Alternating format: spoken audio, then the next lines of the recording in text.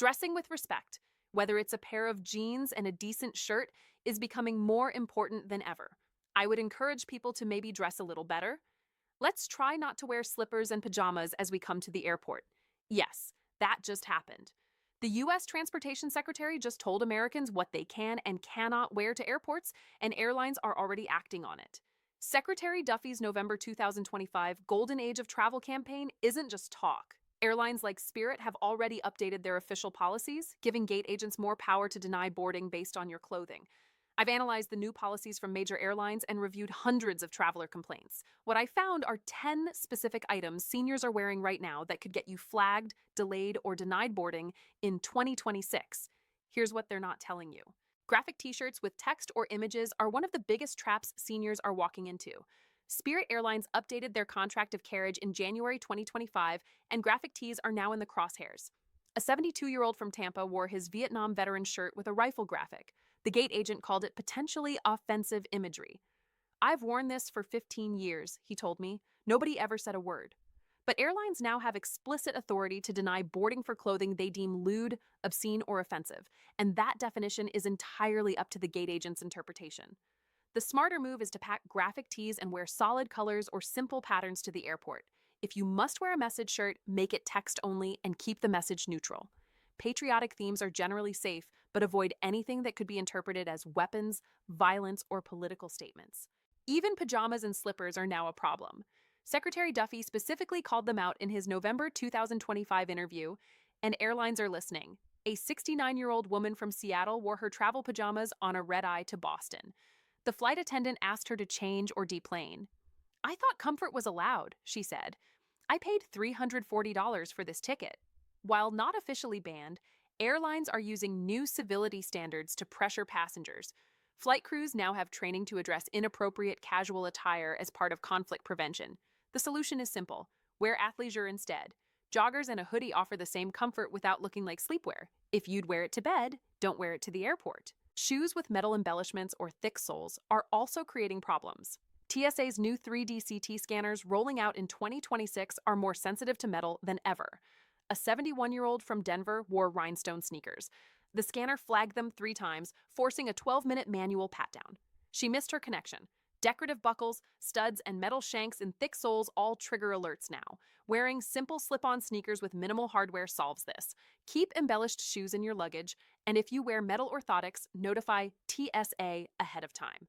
Compression socks are another surprising issue. Compression socks prevent blood clots, but many seniors are wearing ones that are too tight. A 66-year-old from Miami wore 30 to 40 millimeter of mercury prescription-grade compression stockings. She couldn't remove them quickly at security, delaying the line, and mid-flight, her feet swelled painfully. Medical-grade compression is too restrictive for most travelers. Moderate 15 to 20 millimeter of mercury travel socks are safer and easier to manage. Put them on at the gate, not at home, and keep a doctor's note if you need the medical-grade type. Bulky jackets and multi-pocket vests are another silent time killer. TSA's 2026 protocols require removing jackets with excessive pockets or bulk for separate screening. A 70-year-old from Chicago wore his 12-pocket vest and had to empty every pocket before TSA screened it separately. It took 18 minutes. The new scanners can't differentiate between pocket contents and threats. Wearing a simple fleece or cardigan with 2 pockets and using a small crossbody bag instead keeps screening smooth. If you must bring a multi-pocket vest, pack it in your carry-on and put it on after security. Wearing white or light-colored pants is a costly mistake too. A 67-year-old from Atlanta wore white linen pants to the airport. A coffee spill from someone bumping her left a permanent stain. Airport floors, airplane seats, and lavatory areas are covered in spilled drinks, cleaning chemicals, and general grime. Light fabrics show everything. Dark travel pants in navy, black, or charcoal hide stains and look polished. Before continuing, here are 3 rules that protect you from most clothing mistakes in 2026. If it has text, images, or excessive decoration, pack it. Don't wear it. Prioritize dark, simple, slip-on everything. Dark pants, simple shoes, minimal jewelry. Dress 1 level above your comfort zone. If you'd wear it to the grocery store, upgrade it 1 notch for the airport. Long maxi dresses or skirts that touch the ground are another hygiene nightmare. A 73-year-old from San Diego wore her favorite maxi dress, and by the time she boarded, the hem was stained with coffee, dirt, and unknown liquids from the airport floor. Airport and airplane floors are some of the dirtiest surfaces you'll encounter. Long hems drag through spills and residue. Wear ankle-length pants or capris instead, or choose knee-length or midi dresses that stay at least 6 inches off the ground. Tight jeans or restrictive waistbands are more than uncomfortable. They're dangerous. A 68-year-old from Boston wore skinny jeans on a 5-hour flight and developed painful leg swelling requiring a $280 urgent care visit. Tight clothing combined with prolonged sitting increases deep vein thrombosis risk by 40% for travelers over 60.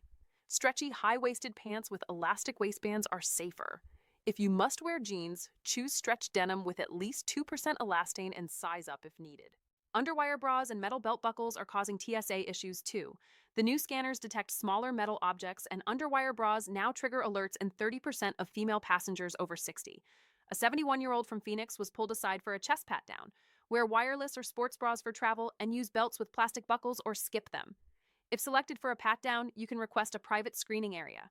The biggest mistake of all, however, is wearing anything you can't quickly remove at security.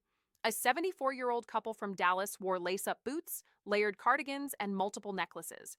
Security screening took 22 minutes. They missed their connection and had to pay $450 to rebook. TSA's 2026 protocols require removing shoes, jackets, belts, and jewelry that triggers scanners. If you can't remove it in under 30 seconds, it'll slow you down. The best system is slip-on shoes, one removable layer, and minimal jewelry. Practice at home. If removing shoes, jackets, and belts takes more than 30 seconds, simplify.